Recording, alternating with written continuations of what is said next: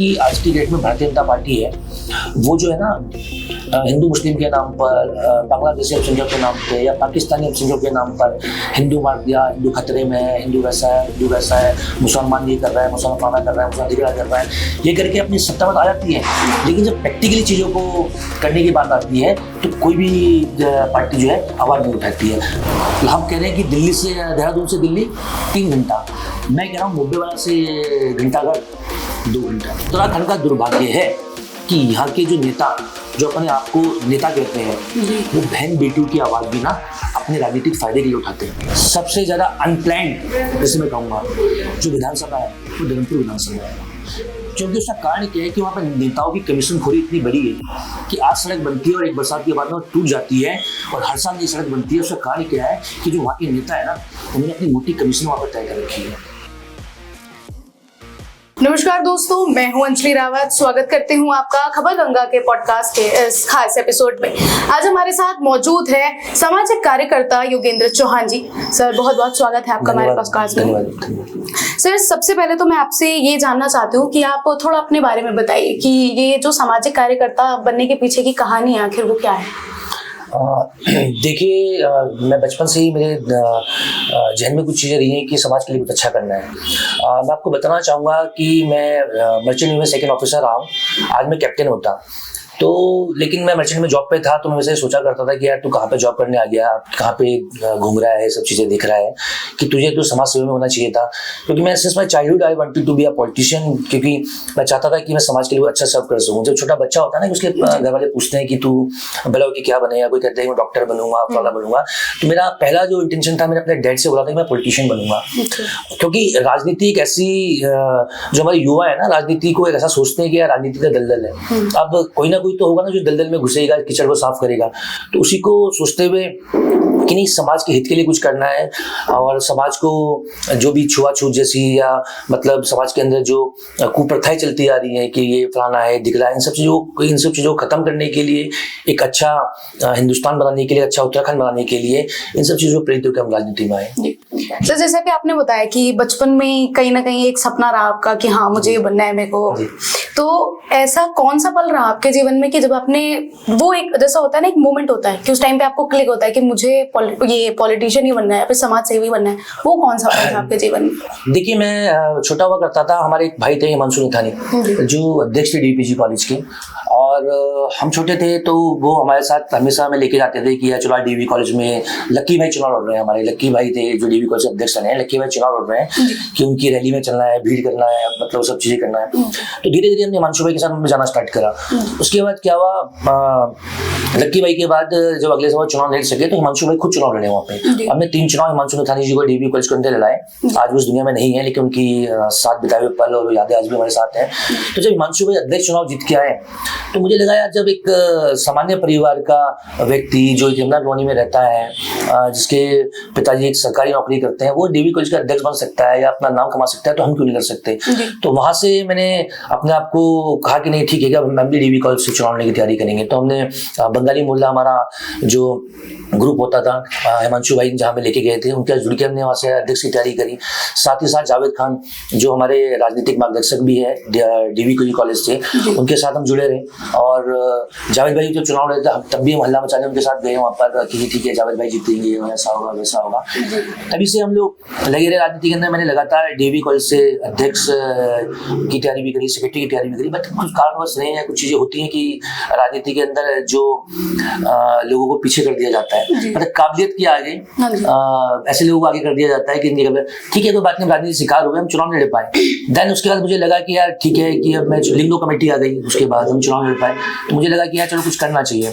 Then I had done my BSc navigation from MA Chennai. मैं international media Chennai से मैंने अपनी बीएससी नेविगेशन करी और बिल्स मैनेजमेंट में एज अ कैडेट ज्वाइन करा। देन उसी पे ही मैंने as a junior officer, third officer, second officer sail out किया और उसके बाद उसका कंपनी बंद हो गई 2014 में, बिकॉज कुछ चीज़ें होती हैं कि सिटी में कि आज अर्ज पे और फर्श पे है, तो उसका मुझे लगा यार ठीक है हम भी जॉब छोड़ते हैं। फिर मेरा आपसे एक और सवाल है कि एक पूजा हत्याकांड मामला हुआ था जो आपने उठाया था शायद, और उसके बाद उन्हें शायद न्याय भी मिला था, तो वो पूरा प्रकरण क्या था, क्या मामला था, उसके बारे में आप थोड़ा बताइए। देखिए, पूजा नेगी हमारे बोलते हैं उत्तरकाशी के गरीब परिवार की बेटी थी। अंकिता भंडारी प्रकरण आपने सुना है जी? सेम अंकिता भंडारी प्रकरण, मतलब जैसे अंकिता भंडारी हमारी जो पहाड़ की बहन थी, उसकी हत्या कर दी गई, जो भी उसका गलत किया गया, सेम वही चीज पूजा नेगी के साथ भी हुआ। पूजा नेगी के साथ भी मतलब उसे ऋषिकेश रखा गया, उसे हरिद्वार रखा गया, चंडीगढ़ रखा गया, उसके बाद दोबारा उसे ऋषिकेश लाके उसी बराज में डाल के उसकी हत्या कर दी गई। क्या आपने इससे पहले पूजा नेगी का नाम सुना था? क्यों नहीं सुना? क्योंकि उत्तराखंड का दुर्भाग्य है कि यहाँ के जो नेता, जो अपने आप को नेता कहते हैं, वो बहन बेटियों की आवाज भी ना अपने राजनीतिक फायदे के लिए उठाते हैं। आज आप गूगल कीजिए, आप लोग ने पूजा नेगी हत्याकांड, तो उसमें लिखा था कि समाज सेवी योगेंद्र चौहान ने इनकी लड़ाई लड़ी है। मैंने तो नहीं कहा गूगल को लिखा के कर दो, क्योंकि मैंने पर्दे के पीछे है। आपको पता था आज तक कि कोई योगेंद्र चौहान नाम का व्यक्ति है जिसने पूजा नेगी बहन की लड़ाई लड़ी? नहीं सर। अगर मैं अंकिता भंडारी की बात करूं तो अंकिता भंडारी के लिए कितने नाम सामने आते हैं? काफी सारे उनके लिए तो आते ना। क्या अंकिता भंडारी और पूजा नेगी दोनों पहाड़ की बेटी नहीं थी, दोनों उत्तराखंड की बेटी नहीं थी? तो दोनों के लिए समान चीजें क्यों नहीं हुई? जिस प्रकार से अंकिता बहन के लिए एक आवाज उत्तराखंड पूरा एकजुट होकर पूरे हिंदुस्तान में अंकिता भंडारी की जब आवाज बन सकता है पूरा उत्तराखंड का युवा, उत्तराखंड के लोग, तो पूजा नेगी के लिए उन्होंने क्या बोलते हैं आवाज क्यों नहीं उठाई? क्यों? क्योंकि अंकिता भंडारी केस में एक वीआईपी का नाम आ गया, वहां पॉलिटिकल चीजें सामने आ गई, तो उन्हें लगा अरे अंकिता भंडारी का नाम उठाएंगे तो हमारी राजनीति चमक जाएगी। कितना बड़ा दुर्भाग्य है इस उत्तराखंड का कि बहन बेटियों की आवाज भी राजनीतिक फायदे के लिए उठाई जाती है। मैं पूजा नेगी की बात करूं तो एक ना लाइव हुआ रोशन रतूड़ी जी का, जो एक समाज सेवी है, आप सब जानते हो रोशन रतूड़ी जी को, विदेश में रहते हैं वो। अपने हमारे उत्तराखंड के जो जितने भी लोग इधर उधर फंसे रहते हैं उनकी मदद करते रहते हैं। एक लाइव आया पूजा नेगी के लिए, तो मैंने वो लाइव देखा, मैंने सुना क्या कौन है पूजा नेगी। मतलब अंकिता भंडारी इतना चल रहा था तो पूजा नेगी तो मतलब गायब कर रखा था क्योंकि राजनीतिक फायदा था नहीं। तो मेरी एक बहन है मनीषा वर्मा, वही पत्रकार है, ऋषिकेश में रहती है। मैंने उसे फोन करा, मैंने कहा मुझे ना इसके परिवार का नंबर चाहिए।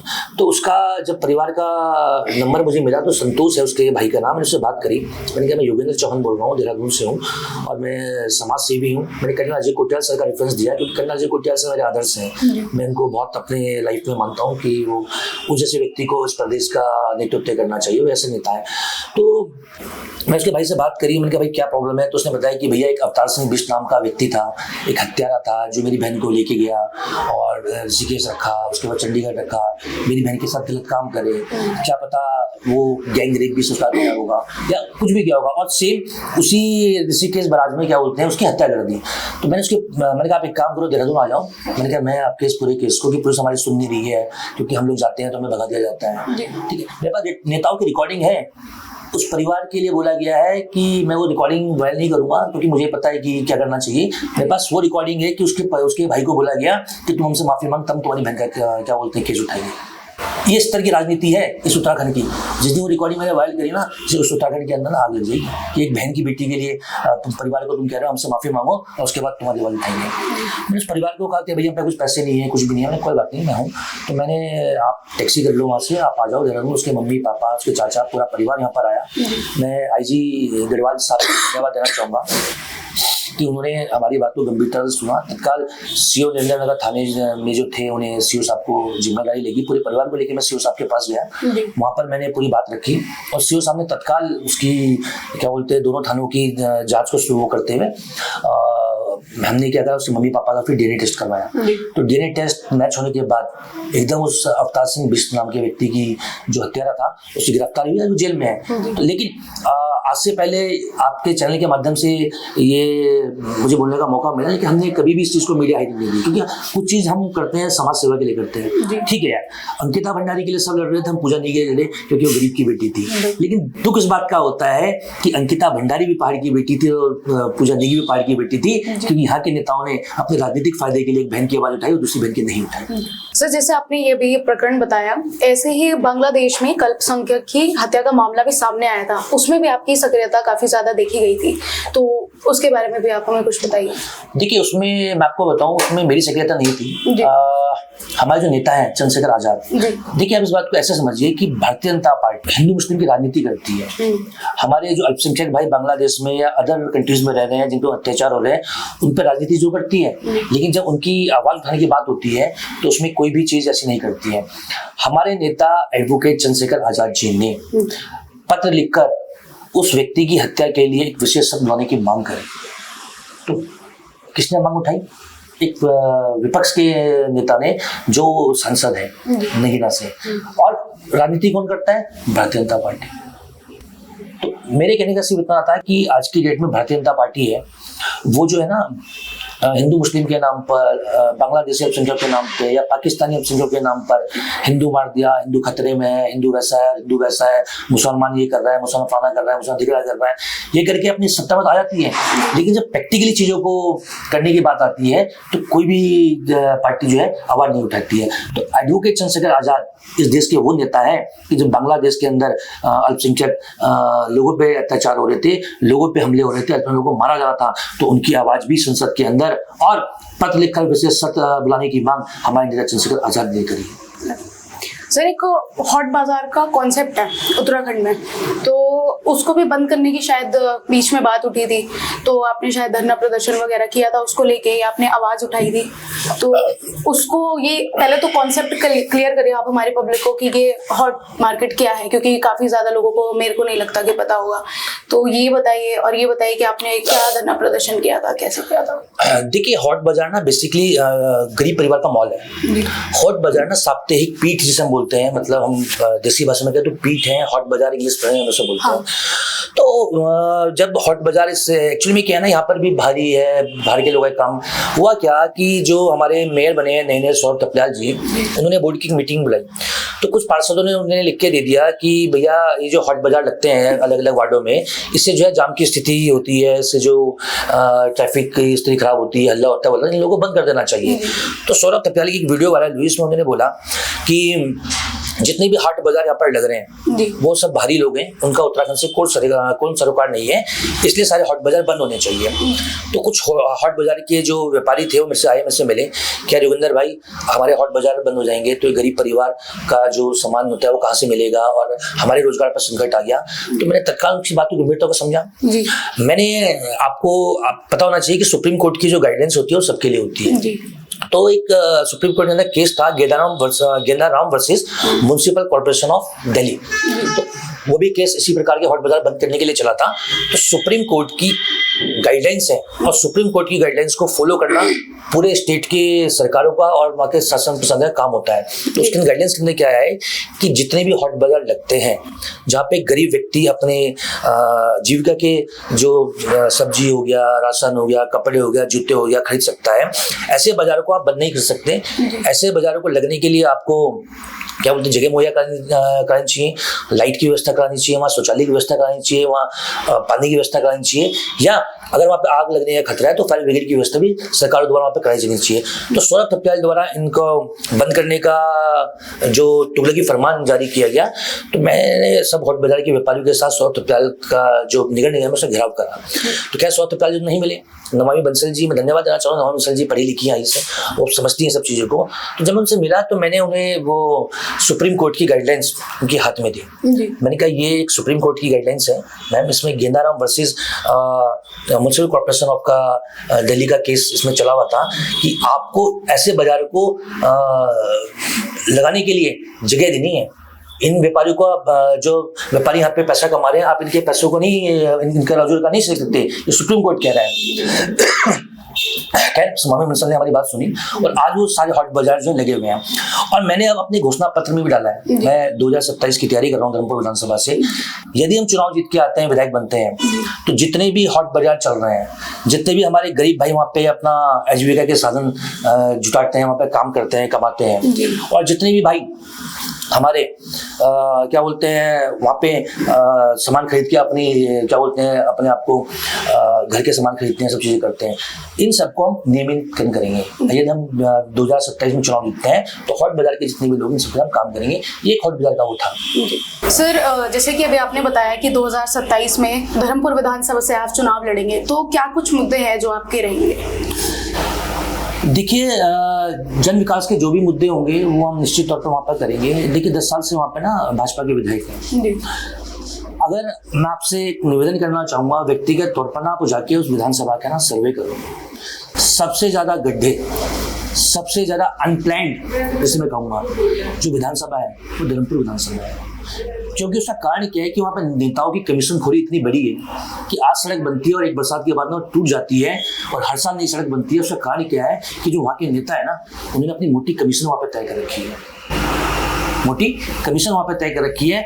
और इसी कमीशनखोरी की वजह से, अपना घर भरने की वजह से उस विधानसभा का बुरा हाल हो रखा है।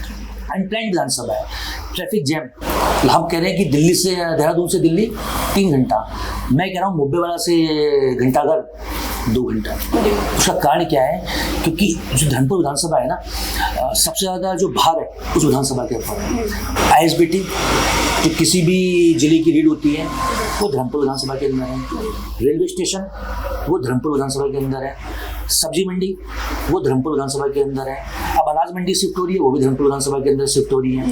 तो जो सबसे बड़ा हॉस्पिटल जिसमें कहूँ, जहाँ पे आज की डेट में मैक्सिमम इलाज कराते हैं, मैं इंद्रेश हॉस्पिटल, वो धर्मपुर विधानसभा के अंदर है। धर्मपुर विधानसभा के अंदर जो जितनी भी जो रोडें हैं ना, सब टूटी हुई है, सब गड्ढे हो रखे हैं। क्या आपने सुना है कि सबसे ज़्यादा जो गड्ढे वाली विधानसभा धर्मपुर विधानसभा है? उसका कारण क्या रहा होगा? क्या जो वहाँ के नेता हैं उनके पास फंड नहीं आते जो ठीक कराने के लिए? आते हैं, लेकिन उस फंड में इतनी कमीशन खोरी है कि वो सड़क अगर मान लो 1 लाख रुपए मिला तो 40% किसी का, 20% किसी का और 10% किसी का और 5% किसी का, 25% पैसा ही लगता है। जहाँ पे 1 रुपये में से 25 पैसा लगेगा ना, तो वहाँ पे विकास नहीं हो सकता। ये धर्मपुर विधानसभा की स्थिति है। सर, तो आखिर में मेरा बस आपसे यही एक सवाल है कि अगर हमारे आज की यूथ को आपको कोई मैसेज देना हो तो वो मैसेज आप क्या देंगे? देखिए, मैं जो उत्तराखंड के जितने भी युवा हैं, मैं उन्हें एक संदेश देना चाहूँगा। पिछले कुछ समय से उत्तराखंड के अंदर कुछ शरारती तत्वों द्वारा उत्तराखंड की एकता और अखंडता को तोड़ने का काम कर रहे हैं। हम लोगों को पहाड़ी प्लेन में बांटने का काम कर रहे हैं, जातिवाद में बांटने का काम कर रहे हैं। हमें जब हम बचपन में थे ना, हमें पढ़ते हैं कि मजहब नहीं सिखाता आपस में बैर रखना, हिंदी हैं हम, हिंदू मुस्लिम सिख ईसाई आपस में है भाई भाई। पहाड़ी हो चाहे देसी हो, हम सब भाई हैं, हम सब उत्तराखंडी हैं, हम भारतवासी हैं। हम सबको मिलजुल कर इस उत्तराखंड के सुगम भविष्य की नींव को मजबूत करना है, उत्तराखंड के विकास की बात करनी है, ना कि हमें इस जो बेकार की चीजें होती हैं इसमें उलझना है। ना हमें हिंदू मुस्लिम में उलझना है, ना पहाड़ी देसी में उलझना है। हमें उत्तराखंड के विकास की बात करनी है। यही संदेश मैं आपके चैनल के माध्यम से अपने युवा को देना चाहूँगा। धन्यवाद सर, बहुत बहुत धन्यवाद आपका हमारे साथ आज जुड़ने के लिए। आपने इतने खुलकर हमसे बातचीत की और जो भी आपने काम किया वो काफ़ी ज़्यादा काबिले तारीफ था। बहुत बहुत शुक्रिया आपका। अगर आपको हमारी बातचीत पसंद आई हो तो हमारे चैनल को फॉलो सब्सक्राइब जरूर करें। नमस्कार।